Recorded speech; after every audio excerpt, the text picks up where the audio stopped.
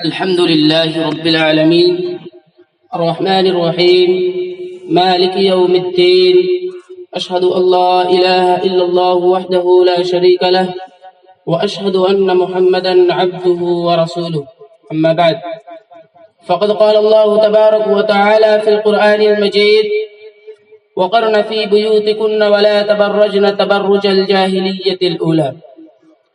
مشفق و مربی اساتذہ اکرام و مہمانان گرامی اور میرے اسلامی بھائیوں،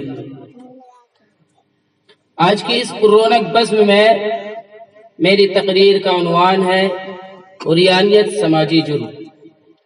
سامعین اکرام، حجاب اور پردہ اسلامی شریعت کا ایک مقدس حکم ہے جسے خالق کائنات نے انسانیت کی بھلائی کے لیے عورتوں پر فرض کیا ہے، جس کا مطلب یہ ہے کہ عورت اپنے حسن و جمال، زیب و زینت، آرائش و زیبائش، چال ڈھال، انداز و اطوار کو اجنبی مردوں کی نظروں سے پوشیدہ رکھے تاکہ انسانی بھیڑیے اس کی عفت و پاک دامنی پر ڈاکہ نہ ڈالے.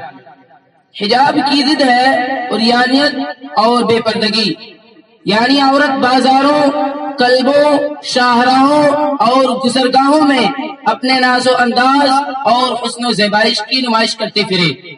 مردوں کو نہ صرف دعوت نظارہ دے بلکہ انہیں اپنی جانب مائل کرنے کی کوشش بھی کرے. یہی وہ عورتیں اور یہی ان کا انداز بے حیائی ہے جس کے بارے میں نبی صلی اللہ علیہ وسلم نے کہا تھا: نساء کاسیات عاریات مائلات ممیلات رؤوسهن کاسنمۃ البخت المائلہ. جہنم کا ایندھن بننے والی یہ عورتیں وہی ہیں جو عریانیت کی دلدادہ، حجاب سے متنفر اور پردے کو دقیانوسیت قرار دینے میں ذرا بھی باک نہیں کھاتی. لباس کے باوجود بے لباسی کا منظر لیے آوارہ انسانوں کی ہوس کا جب شکار بن جاتی ہے تو دنیا واویلا کرتی ہے. حالانکہ مرد و عورت کے درمیان جذب و انجذاب کی جو کیفیت اور نسوانیت میں مردوں کے لیے جو مقناطیسیت ہے، اس کا تقاضا تو یہی ہے کہ یہ دونوں صرف جب بھی اکٹھا ہو تو فتنہ برپا ہو، فحاشی کرے، بدکاری کو بڑھاوا ملے، بے حیائی فروغ پائے، اخلاق باختری کا دور دورہ ہو. مگر بجائے خود علم و دانش کے یہ ٹھیکیدار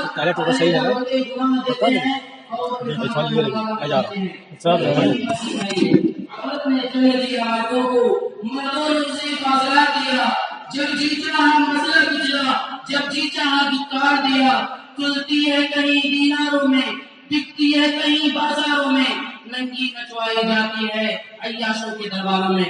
صحیح بخاری کی حدیث ربما سیئتن فی الدنیا عاریتن فی الآخرہ کی دلالت یہی ہے کہ لباس کے باوجود بے لباسی، حجاب کے باوجود بے حجابی. اسلام نے عورتوں کو موٹا اور کشادہ لباس پہن کر خود کو ڈھکنے کا حیثیت حکم نہیں دیا ہے، بلکہ گھروں میں ڈھالنے اور بے محابہ نہ کرنے کا بھی حکم دیا ہے. وَقَرْنَ فِي بُيُوتِكُنَّ وَلَا تَبَرَّجْنَ تَبَرُّجَ الْجَاهِلِيَّةِ الْأُولَىٰ. اور دوسری جگہ اللہ رب العالمین نے ارشاد فرمایا وَلْيَضْرِبْنَ بِخُمُرِهِنَّ عَلَىٰ جِيوبِهِنَّ. اسی لیے اسلامی تاریخ کے جس دور میں اسلام کے حکم حجاب کی مخالفت کر کے بے پردگی، عریانیت اور بے حجابی کو اپنایا گیا تو نتیجہ بہت اندروناک رہا. احمد امین، خدا شاقوی، دریا شفیق، سعد زغلول، طه حسین جیسے انسانوں کی تاریخ ہماری عبرت کے لیے آج بھی محفوظ ہے. تسلیمہ نسیم، سلمان رشدی اور نجیب محفوظ جیسے انسانوں کا ماننا ہے کہ اسلام کا تخیل اور تجریب کی نشانی ہے جو موجودہ ہونے کو اتنا کا ساتھ دینے کی صلاحیت. اسی لیے اور سماج کے نام پر عورتوں کو گمراہ کر کے ان کا استحصال کیا جاتا ہے، کیونکہ ان ہوس پرستوں کی نفسانی خواہشات کی تکمیل میں سب سے بڑی رکاوٹ مہمان قریب ہے اور پردہ عورت کے ساتھ ان کی عیش و مستی کی خواہشیں کبھی کامیاب نہیں ہوتی. اس لیے ان کا کرنے کے لیے خوبصورت نعرہ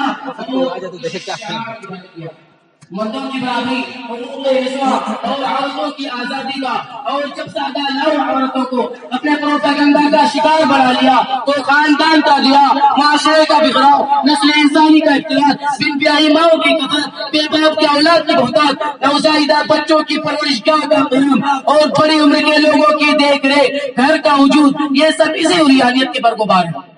نسل انسانی کا محفوظ نہ ہونا، عورت کا شوہر کے ساتھ خیانت کرنا، مرد کا بیوی کو دھوکہ دینا اور تکمیل ہوس کے لیے مقدس رشتوں کو تار تار کرنا اور مادیت کے سیلاب میں بہ کر خونی رشتوں سے کھلواڑ کرنا آج ترقی یافتہ سماج کی شناخت بن چکا ہے۔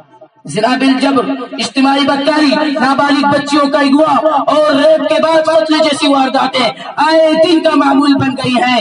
دہلی کی پیرا میڈیکل کالج کی طالبہ کا واقعہ تو کچھ پرانا ہو چکا ہے، مگر کشمیر کے کٹھوا اور یوپی کے اناؤ کے سنسنی خیز انسانیت سوز واقعات تو اب بھی ذہنوں کو ہراساں کرتے ہیں۔ سامعین اکرام، یہ سب ثمرہ ہے عریانیت اور بے حجابی کا، یہ نتیجہ ہے اللہ کے حکم حجاب کی مخالفت کا۔ بے حجابی اور ننگا پن کے یہ وہ اضرار و مفاسد ہے جسے ہر کوئی محسوس کرتا ہے، مگر رب العالمین کی شریعت کی پامالی کا جرم تو کم ہی لوگ محسوس کرتے ہیں۔ دنیا کے لوگ آج بھی اگر سماج کو بے حیائی و بدکاری سے پاک کرنا چاہتے ہیں، اگر زنا، ریپ اور اجتماعی عصمت دری جیسے جرائم سے معاشرے کو صاف ستھرا کرنا چاہتے ہیں، تو اس کا حل یہی ہے کہ اسلامی حجاب کی پابندی کی جائے، مرد و زن کے اختلاط پر بندش لگائے جائے اور نظر انسانی کو رجھانے والے تمام اسباب پر قدغن لگائے جائے۔ تو جس طرح گزشتہ زمانوں میں عورت مقام حیرا سے صنعا تک بغیر کسی خوف کے سفر کرتی تھی، اسی طرح آج بھی وہ بے خوف و خطر اپنی ضروریات زندگی کی تکمیل کر سکتی ہے۔